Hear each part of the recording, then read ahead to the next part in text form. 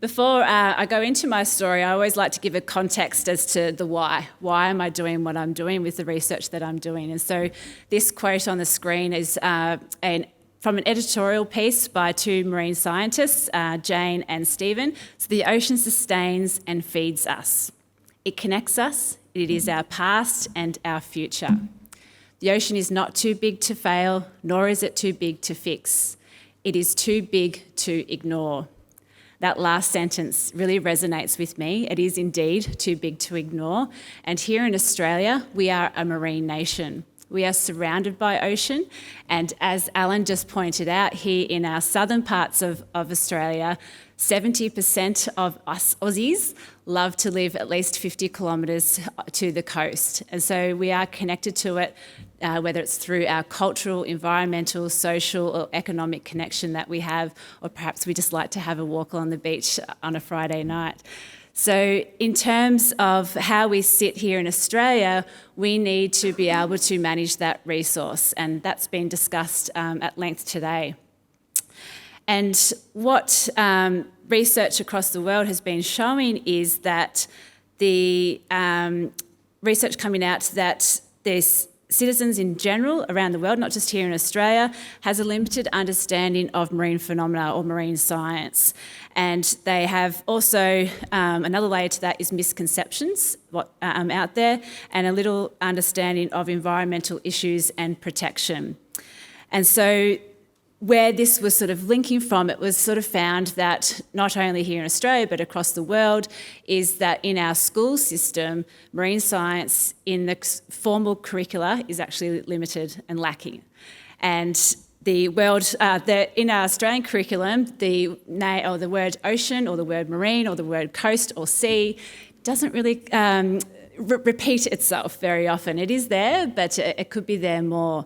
And so in 2004 or 2005, there was a group of marine scientists, marine educators that got together to decide, well, how can we change this? How can we make a difference? And that's where the ocean literacy movement began.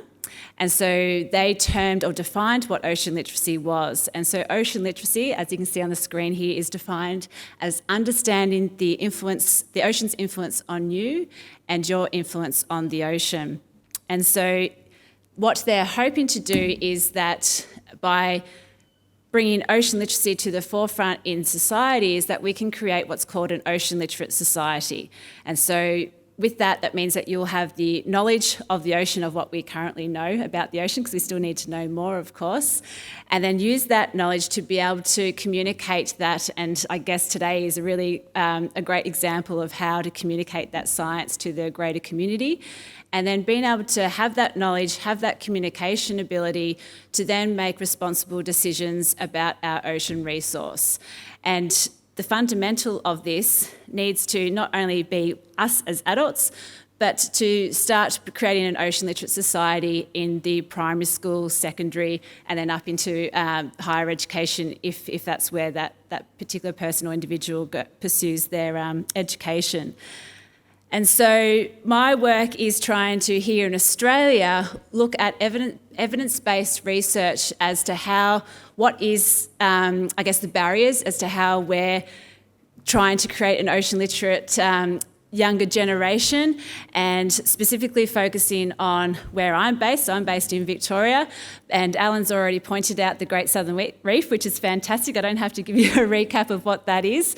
And trying to recognise the fact that our children along the Great Southern Reef will only want to learn about the ocean if they can find some sort of connection. And as beautiful as the Great Barrier Reef is, often that's inaccessible to a child that's located here in Adelaide, or perhaps a child where I'm from in Ocean Grove. And so taking them to their own backyard, their own ocean, and giving it a name, the Great Southern Reef, helps build that curiosity or a sense of wonder to what their local beach is and what might be under that water.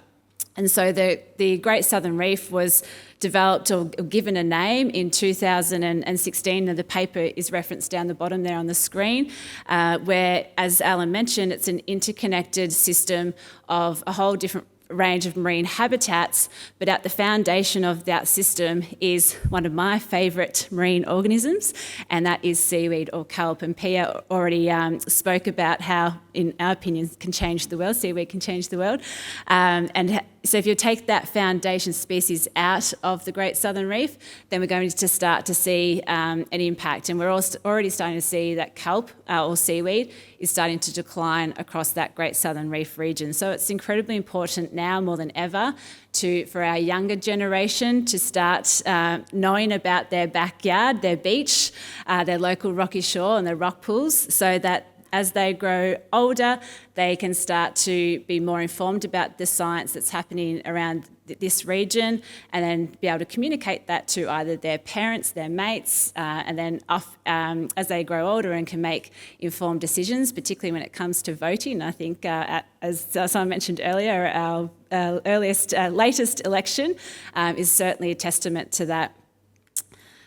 And so this sort of leads into the research group that I'm leading at Deakin University, and this I'm going to show you some figures now, so bear with me, but hopefully I'll make it interesting for you.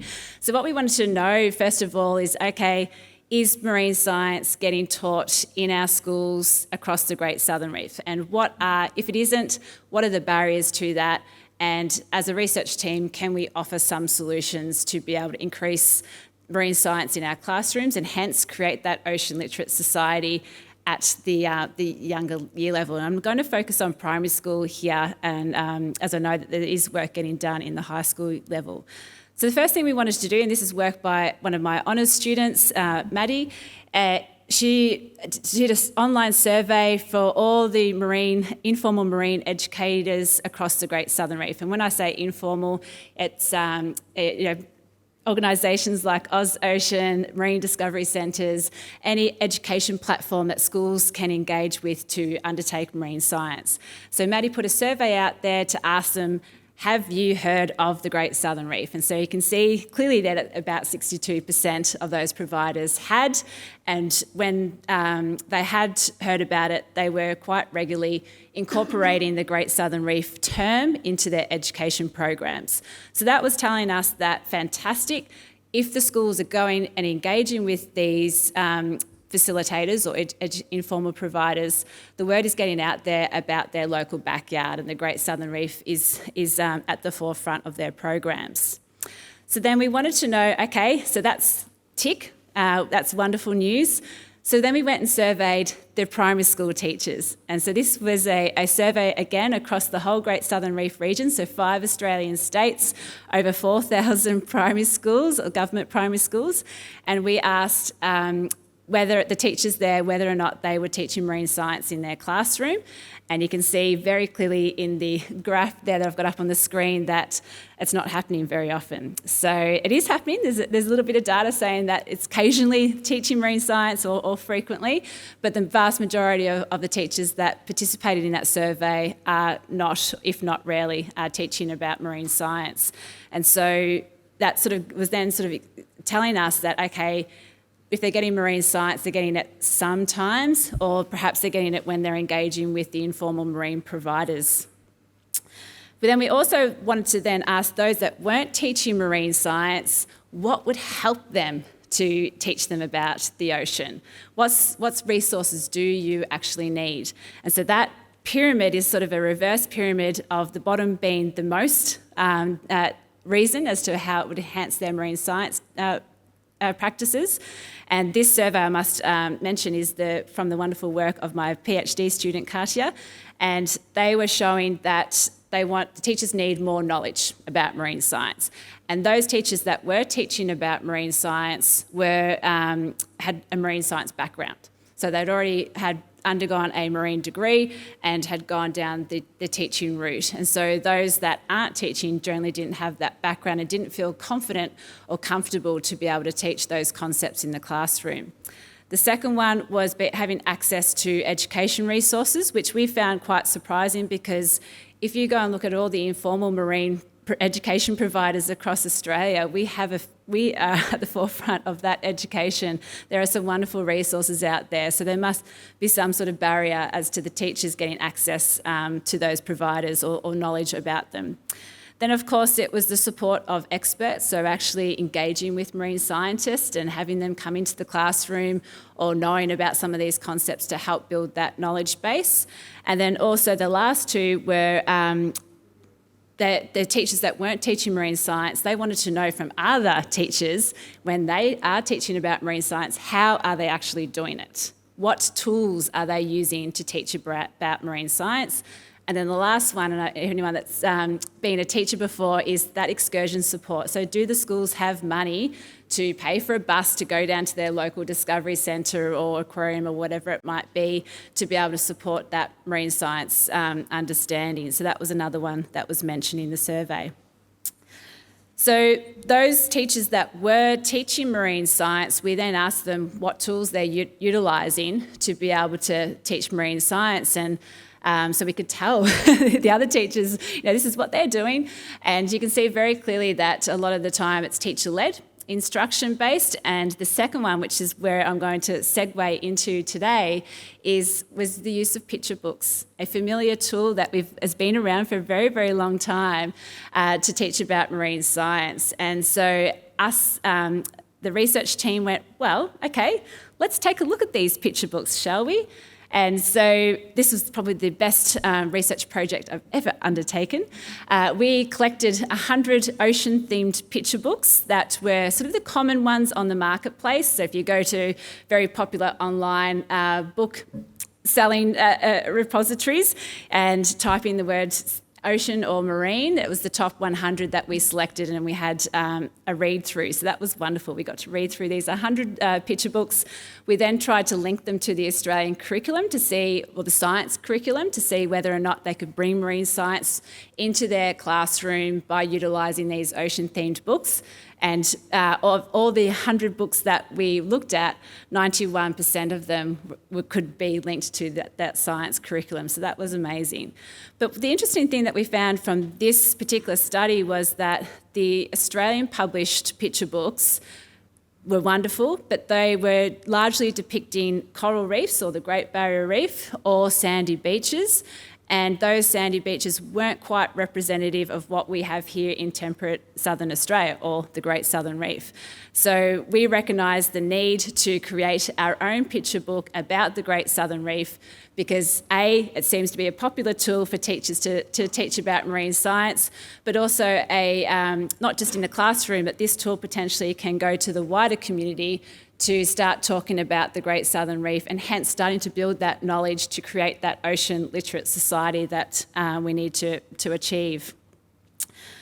So at the moment, my PhD student is looking at how picture books, so since that particular study, there's been 4 or 5 books since published that are temperate Southern Australian examples, and she's used those 6 books and looking at it of how they can engage and how they can instruct and how they can potentially inspire children to connect with their ocean and particularly connect with their own backyard, the Great Southern Reef. And so I've brought along with me so that the actual resources. So here is the actual book itself, The Great Southern Reef, and it's now available in all bookstores. But this, what I will mention here is this particular story. What we wanted to make sure was that, yes, the Great Southern Reef was mentioned, and there's got some information about the reef at the end of the book. There's teacher resources attached to it through Sorrow Publishing. But we wanted to make sure that the protagonist of the story was female, and so the female at the front is called Professor Seaweed, and we wanted to make sure that term professor signifies a leader in the marine science field, because women are actually underrepresented in leadership roles in marine science, and so this book is a really good inspirational story for females who want to pursue a STEM career. So there's sort of a little hidden layer in there, and then also the children that are featured in here. Let me just find Frankie and Sam. Here we go. So Frankie and Sam are also featured on here. There we go. So Frankie and Sam, we wanted to use non-binary names and also have them represented as not a particular gender so that it was inclusive for all children as well, and that any child that is living within that 50 kilometres of the Great Southern Reef, and that's 70% or perhaps the world, because I do know that this has reached to Norway, they can connect with their local backyard and recognise the seaweed that they find washed up on the beach, perhaps a shark egg or a cuttle bone. So that's our way of trying to cure the blindness. And with that, we've also produced, which will be available at the end of the year, but we're using it for a research study at the moment. My PhD student has created this booklet, which is can be used for teachers to utilise children's books to bring marine science into the classroom. So there's lots of activities in here that are science-specific concepts that links to ocean literacy. So we're doing the big tick, but also linking to the Australian curriculum as well. So this is at the moment going to be a workshop for teachers to come and learn how to use this booklet. We're collecting data about how effective that is, so that and then following that into the classroom. So actually looking at the evidence base from the children to see whether or not they are learning marine science concepts from the children's books themselves. And then lastly, I'm going to finish off with that is, I guess, our research lab's way of trying to cure the blindness per se. But all of this and all the examples I've been hearing about today, it really comes to mind about a little story that I'm going to share with you now, and the photo that's on the screen is our group likes to do a lot of outreach because the science and the evidence base is fantastic, but getting out there into the community is even more fantastic and more impactful. And so we have my other hat is I'm a seaweed scientist, and so I like to get out and talk about seaweed till the cows come home, and pardon the pun because I know that seaweed is being fed to cows these days. And so when I go into the classroom, I usually ask the children, what's the first word that you would think when you think about seaweed? And so you could probably straight away think of what those words would be: slimy, gross, stinky. And so then I spend about an hour with them where I bring seaweed in, we talk about how important it is, we make some seaweed art, as you can see on the pictures there, and then I ask that question again, literally an hour later, what's the first word that comes to mind when you think about seaweed? Yes, they're still slimy, they're still stinky, and they might still be gross, but there's new words. There's beautiful, there's edible, there's habitat. There's a lot more information in there because we gave them an opportunity.